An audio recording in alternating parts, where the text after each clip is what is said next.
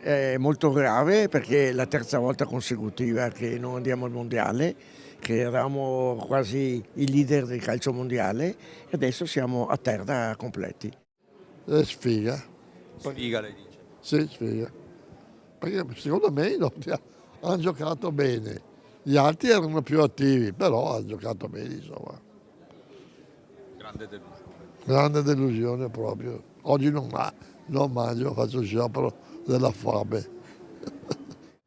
Mi dispiace perché ricordo quando abbiamo vinto, cos'era, 2006? Ero felice, abbiamo festeggiato e questa volta non festeggeremo.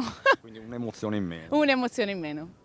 Nessuna notte magica, nessun gol a risvegliare Piazza dei Signori, magari davanti a un maxi schermo. La delusione per il mondiale che sfuma è trasversale tra i trevigiani e questo riguarda tutte le generazioni, nonostante le aspettative fossero mediamente già basse.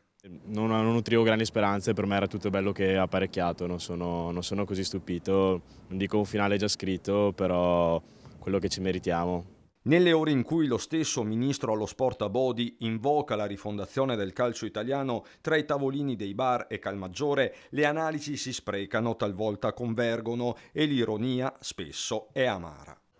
Non c'è due senza tre. Perché se l'aspettava? Ma perché non si può aver paura della Bosnia, cioè voglio dire. A parte che fossimo passati saremmo usciti subito.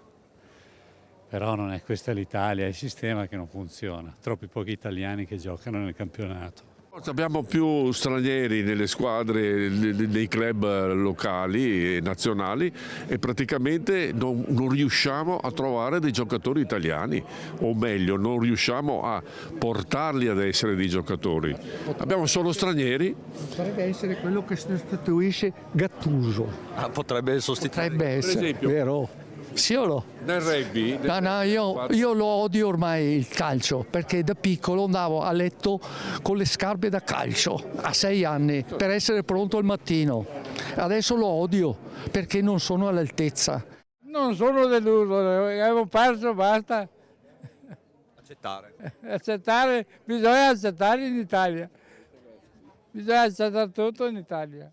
Ci si aspettava qualcosa di più, soprattutto per l'immagine dell'Italia, un po' per compensare anche i momenti tristi che passiamo, almeno qualcosa di... Però i bosniaci se la godono, bene per loro, è giusto.